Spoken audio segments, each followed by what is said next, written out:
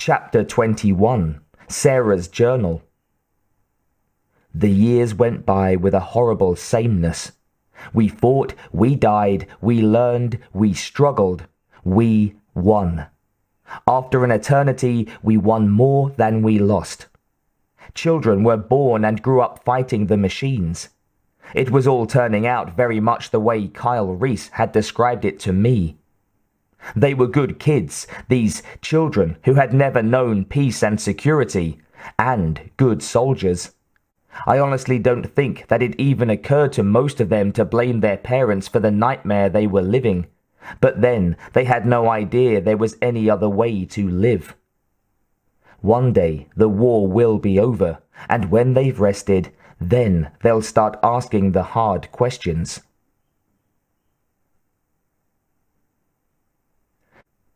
Here's where my head starts hurting again. John Connor murmured to himself, taking a sip of his herbal tea. Christ, I wish we could get more coffee in. A few of the technicians in the underground command center, once a Skynet facility, looked at him oddly. Those were the ones who hadn't been assigned to the command assault group for very long. A couple of the others grinned as they bent over their workstations. The chief's oddities were legend. John sighed, rising and walking over to the big display screen. Just before it came alive, he caught a glimpse of himself. The long, hard face still marked by the long V-shaped scar that the cyber seal had inflicted on him, the hard, wary eyes and grim-set mouth. I'm 42, he thought, disoriented for a moment. It still caught him by surprise sometimes. Overlaid on the face, part of him expected to see the laughing teenager with a black cowlick across his forehead. When did that happen? I have indubitably become the great military dickhead of Mom's dreams, the one Kyle described to her, and I'm older than he is. Head definitely hurting, he said quietly as the screen came live. Sarah and Dieter moved to stand on either side of him. His mother put a hand on his arm for just a second, understanding as only she and Dieter could. I'm 42, and they're old, he thought. Faces wrinkled, the great muscles of Dieter's frame gone gaunt. An encounter with an HK had given him a limp that he'd take to his grave, a limp that got a little worse every year. Active, strong, infinitely experienced oldsters, but quite definitely old. Humans didn't usually live into their 60s anymore. The sheer fact of their survival made them objects of awe, even with Sarah's new identity.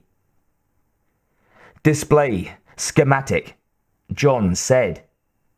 The screen flashed a Mercator projection of the Earth with color-coded symbols. Live, human-held territory, dead Skynet zones, a crosshatch of contested areas, smaller skull symbols for places where radiation or bioweapons still lingered. And there were a satisfying series of X marks, smashed elements in Skynet's defense grid. With control of the surviving satellites gone, the remains of the grid were all that was keeping Skynet alive at all. If it lives, he murmured.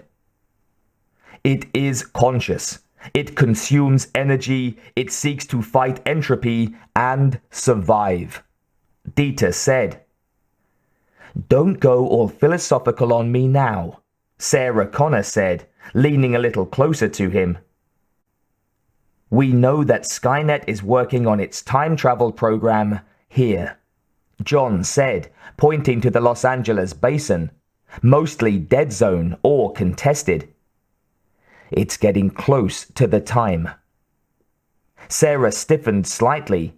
She knew about Kyle, but she'd managed to avoid ever seeing him face to face. With communications as limited as they were, even a VIP like Sarah didn't have her image all over the place, the way images had been displayed before Judgment Day. And, of course, since her death, the few available images of her were as a younger woman. Well, let's go meet history, John said. We can't chance anything else. If we don't counter what it's doing... Both of the elders nodded. John touched a button at his throat. Major Nakamura, he said. Operation Chrono is now active. Sarah kicked Snog's butt hard. Hey, he snapped. What the hell are you doing? She got up in the programmer's face and spoke through clenched teeth. Get one of these things up and running, Snot. That's Snog. And do it fast. Sarah barked over his protest. Time is literally of the essence right now. Okay, he muttered. He opened the Terminator's scalp and popped open the channel that led to its CPU. The Terminator's unit had been fried during the first few minutes of their attack. It was now just so much inert metal and flesh. Until, that is, Snog installed the new CPU with the fresh programming that didn't include Skynet. Snog sealed off the conduit and laid the flap of flesh back in place, sealing it with a bioadhesive. Done, he said. Then, stand. Sarah licked her lips. She couldn't help it. The sight of a young, naked Dieter clone turned her on. She shook her head. Sick. You're sick, Connor. Follow, Snog said, and they began jogging towards the time displacement device on the other side of the installation.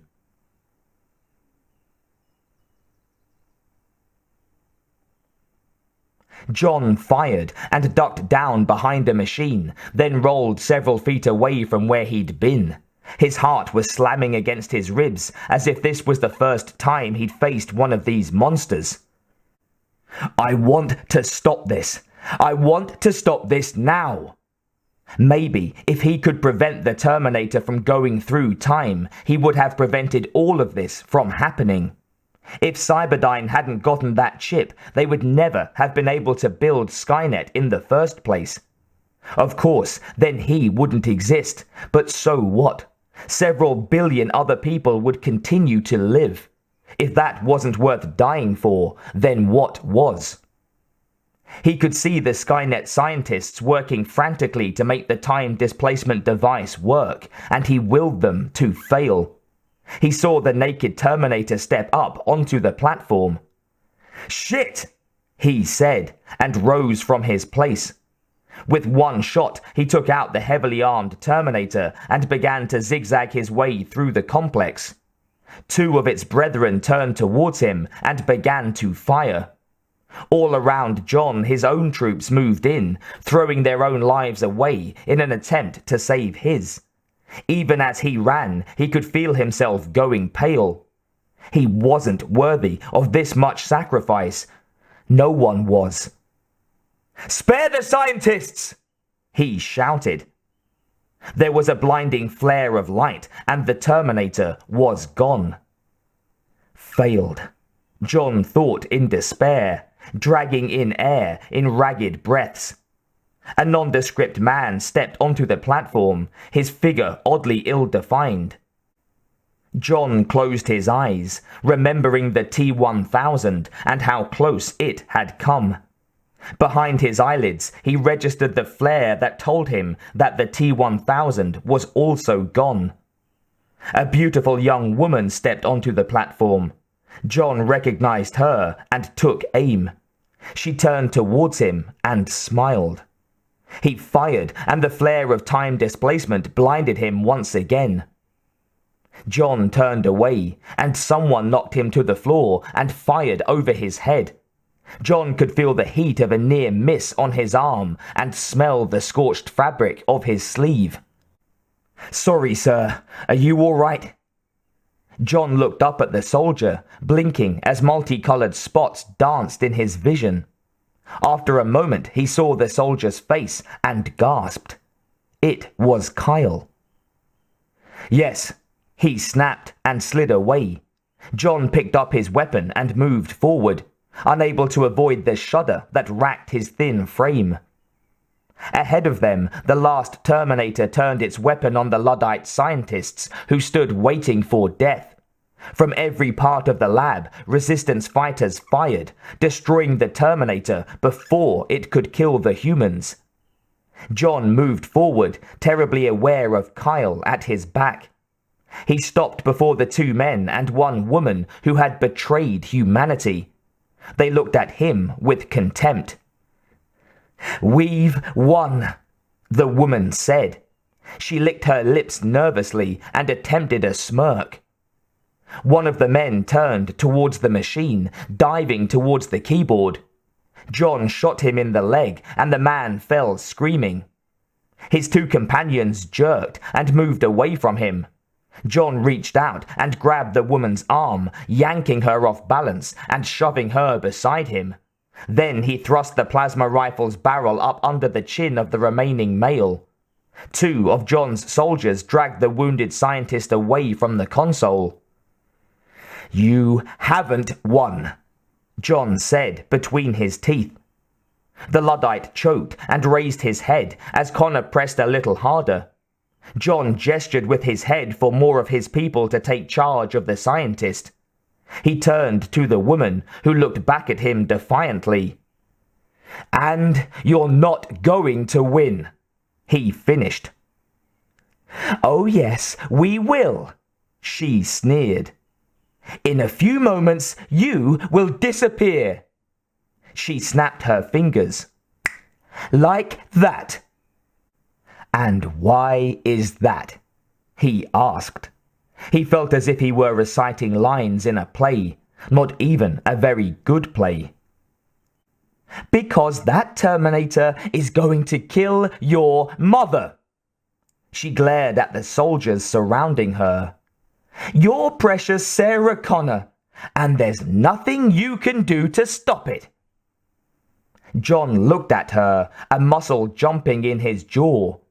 He wanted to pulverize this woman, to break her bones and reduce her to a weeping pile of jelly. It was rare for him, in these later years, to feel this much emotion, this much pure hate. It almost felt good. Slowly, he reined it in. Still looking at her, he said, "I need a volunteer." And as John had known would happen, Kyle stepped forward without hesitation. "I'll go," he said. John looked at him. "You might not make it," he warned. Reese shrugged. "We'll never know if we don't try, sir." He nodded. "I want to do it." The male scientist snorted in contempt. "You'll never figure out how this machine works. Not in time." "Oh, I don't know about that," Snog said. He breezed up to the console and stretched his knuckles like a pianist about to play a sonata. Then he sat down in one of their vacated chairs. This was the one place in which they'd cheated. John had told Snog and his group that they had intel that Skynet was working on a time machine and had assigned them to see if they could learn anything about it. Just that, a mere hint. But the techies had run with it, and they'd followed almost every step of this team's progress. Snog probably knew as much about this machine as the Skynet team did. "What date did you say, John?" Snog asked over his shoulder. Not taking his eye off the scientists, John told him, enjoying their disconcerted expressions. He glanced over at Kyle Reese. "You'll have to go through naked," he said. "And it's going to be a one-way trip. We'll be destroying this after you've gone through." Reese nodded, then he began to strip. "Weapons?" he asked. "Only flesh can go through," Snog said. "Or items encased in living flesh. So unless you can fit a plasma rifle up your own ass, you're on your own, buddy." John stepped closer to Reese, leaning towards him so that the others wouldn't hear. "I have a message I want you to give my mother," he said. "Thank you, Sarah," he began.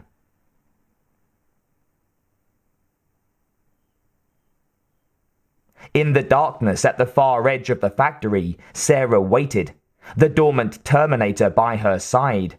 Her vision grew blurry as she watched her son telling Kyle what to do, giving him the precious message that had sustained her in her loneliness for so many years.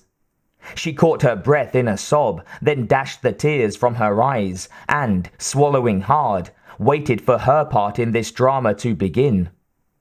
The machine began to whine. John made Reese repeat the message, then nodded. "Remember," he said, "we have no fate but that we make for ourselves." Reese looked at him as if in wonder and nodded. John held out his hand and the young soldier took it, lifting his chin in pride. "Time!" Snog called out. Reese looked at him, then climbed up onto the platform. "Luck, my man!" Snog called out.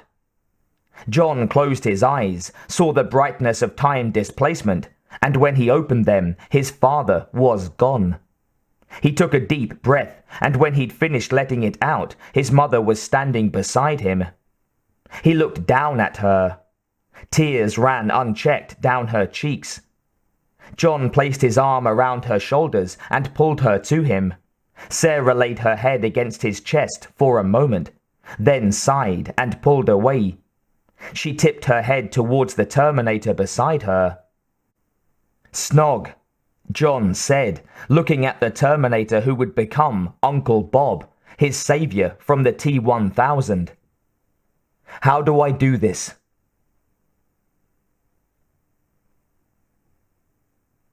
When it was gone, Sarah touched John's shoulder and he looked down at her. "John," she said, her voice heavy with unshed tears.